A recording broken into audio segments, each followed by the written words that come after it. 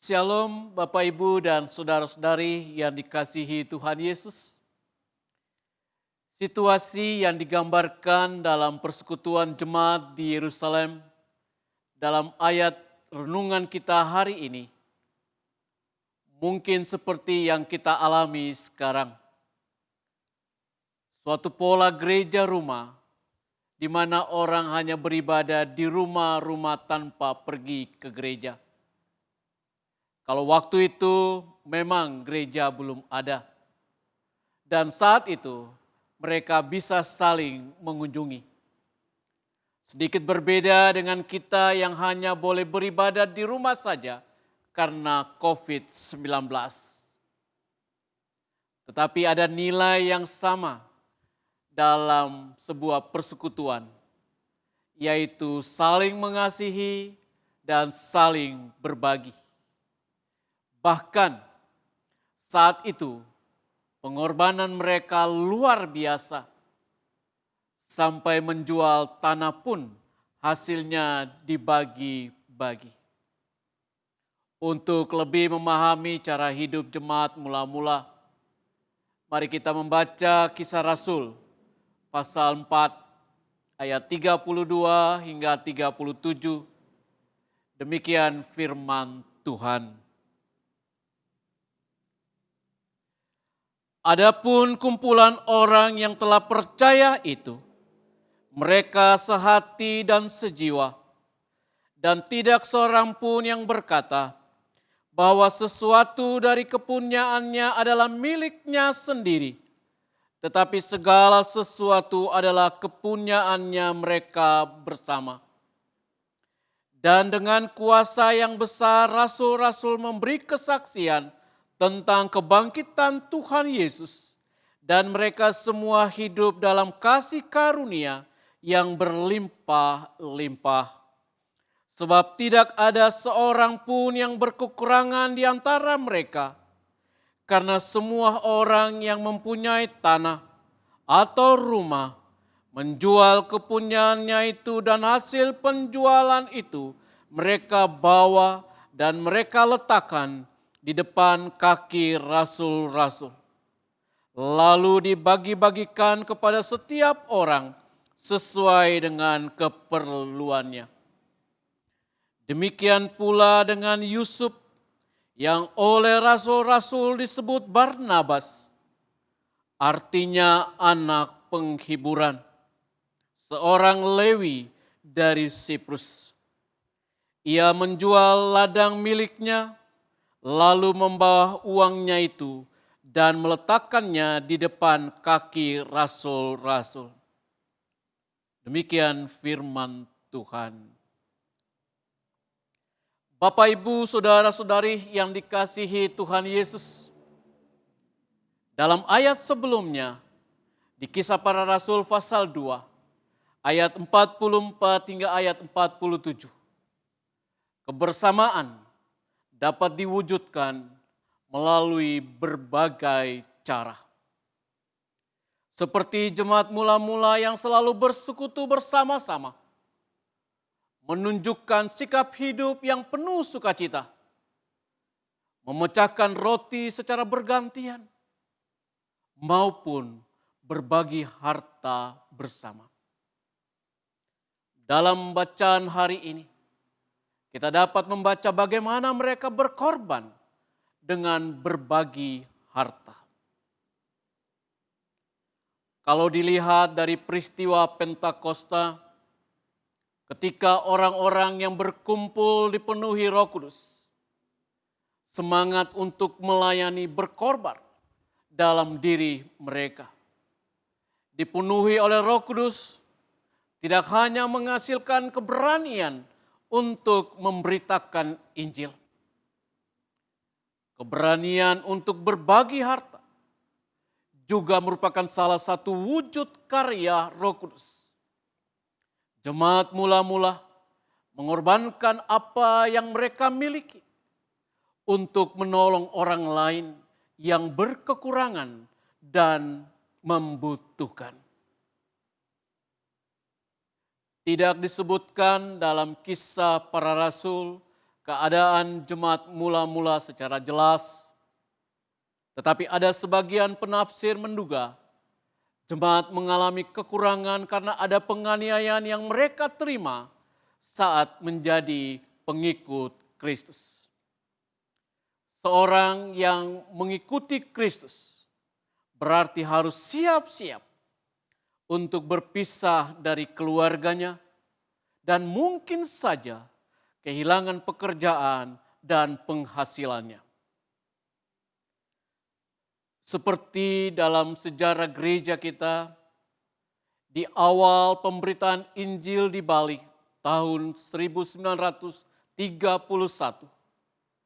generasi mula-mula gereja kita dikucilkan. Bahkan sawah-sawah mereka tidak boleh dialiri air subak. Dan itu suatu penderitaan bagi orang percaya baru. Kita kembali melihat jemaat mula-mula menghadapi tantangan yang begitu besar. Mereka tetap bersatu, saling mendukung satu sama lain. Orang-orang yang memiliki tanah dan rumah rela menjual milik mereka. Orang yang kaya tidak hidup dalam kemewahan. Orang yang miskin tidak hidup dalam kekurangan. Semua saling membantu sehingga kebutuhan setiap orang terpenuhi. Ada 3 hal yang dilakukan jemaat yang dapat kita teladani. Yang pertama, jemaat menerapkan kasih dengan sungguh-sungguh. Dalam kehidupan manusia ada kecenderungan mempertahankan harta, bukan membagikannya. Kebersamaan dan kasih sejati dalam kehidupan jemaat mula-mula menyebabkan mereka membagikan harta. Setelah menerima Tuhan Yesus dan bertobat, mereka hidup sehati dan sejiwa. Mereka meneladani kasih Tuhan Yesus yang mau berkorban untuk manusia. Pemahaman mereka tentang kasih Kristus sangat mendalam. Ini merupakan ungkapan yang merujuk pada persahabatan yang nyata. Jika seseorang memandang persahabatan berharga, dia pasti merelakan hartanya bagi sahabat-sahabatnya.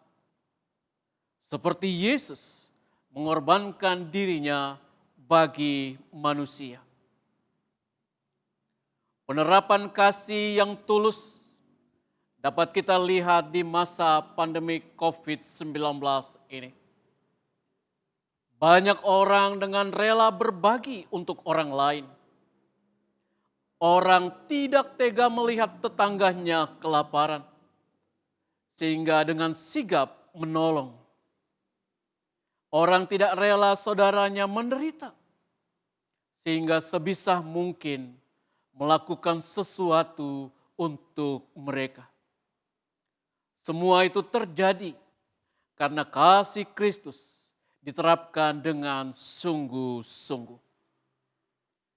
Bapak, Ibu, dan saudara-saudari yang dikasihi Tuhan Yesus. Yang kedua, jemaat selalu peduli kepada orang lain. Ada satu kalimat yang berkesan dalam ayat 32. Tetapi seorang pun yang berkata bahwa sesuatu dari kepunyaannya adalah miliknya sendiri. Jemaat mula-mula menanggalkan segala keegoisannya. Mereka mengalami kehidupan persekutuan yang selalu peduli terhadap orang lain. Sikap peduli pada sesama ditunjukkan dengan memperhatikan dan memahami sesama manusia. Peduli terhadap sesama merupakan cara hidup yang harus dipertahankan di era modern seperti ini. Di saat masyarakat cenderung hidup individual. Kepedulian tersebut membuat mereka mulai memahami bahwa Yesus terlebih dahulu mengasihi mereka. Mereka tidak merasa bahwa segala sesuatu yang mereka miliki adalah untuk kesenangan sendiri. Mereka menyadari bahwa segala sesuatu yang mereka miliki adalah milik Tuhan. Karena itu harus bisa dinikmati oleh banyak orang juga. Kerinduan untuk menjadi berkat bagi banyak orang lain ini juga mendorong mereka untuk dengan rela menjual segala sesuatu untuk keperluan orang lain. Yang ketiga, jemaat memiliki kerinduan menjadi berkat. Dalam ayat 36-37 ada keteladanan dari seorang yang bernama Barnabas. Barnabas menjadi salah satu contoh positif dalam hal memberi. Dia tidak seperti Ananias dan Safira yang berbohong kepada Tuhan dan kepada para rasul. Barnabas selalu ada ketika orang lain membutuhkannya. Bantuan yang diberikan oleh Barnabas sangat besar. Dia menjual tanahnya dan memberikan semuanya untuk persembahan. Dan dia tidak memberi sekedarnya. Asal terlihat sudah memberi, sudah cukup. Barnabas seorang yang kaya. Dia melihat kebutuhan yang begitu besar dan mendesak diperlukan oleh saudara-saudara seiman. Sehingga dia rela menjual tanahnya. Lalu membagikan hasil penjualan itu kepada saudara-saudara seimannya pada waktu itu. Kerinduan untuk menjadi berkat bagi orang lain merupakan sebuah sikap yang kita teladani dari Barnabas ini. Memang orang tidak harus menjadi kaya untuk dapat menjadi berkat. Dalam kesederhanaan pun kita dapat menjadi berkat bagi orang lain. Yang penting semua itu dilakukan dengan hati yang tulus. Bapak, Ibu, dan saudara-saudari yang dikasihi Tuhan Yesus.